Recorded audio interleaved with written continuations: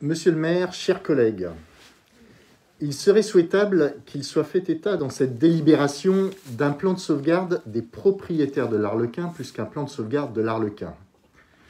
En effet, nous sommes appelés à voter des aides pour la requalification de l'habitat de l'Arlequin pour soutenir les propriétaires.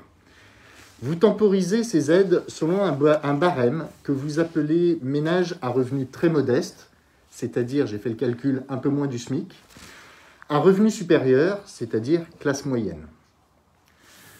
Dans tous les cas, vous pouvez être quasi certain que les propriétaires de l'Arlequin ne sont pas des cadres supérieurs à haut revenu.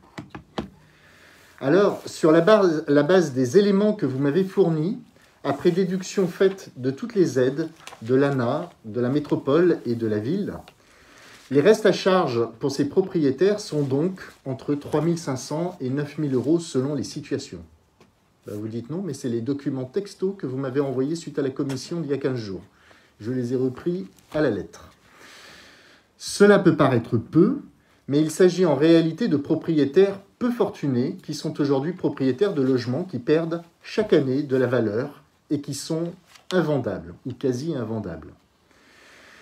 J'ai rencontré cette semaine un propriétaire concerné par cette réhabilitation qui m'expliquait qu'il était dans l'incapacité de payer le reste à charge des travaux liés à la réhabilitation et que s'il vendait son bien contraint, il n'aurait pas de capital suffisant pour un nouvel achat dans la région.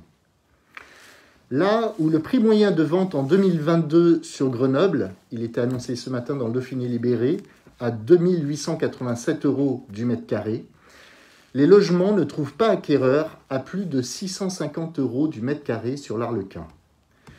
Vous avez, par exemple, alors il y en a plusieurs, mais je vous en cite un, actuellement un logement de 96 mètres carrés en vente depuis décembre, Galerie l'Arlequin, au prix de 58 000 €, soit 604 € du mètre carré. Ce n'est pas une exception. Vous noterez que pour ce propriétaire, le reste à charge des travaux de réhabilitation représente, alors je ne sais pas dans quelle catégorie il est, mais représente encore entre 6 et 16% selon sa situation du prix qu'il espère tirer de la vente.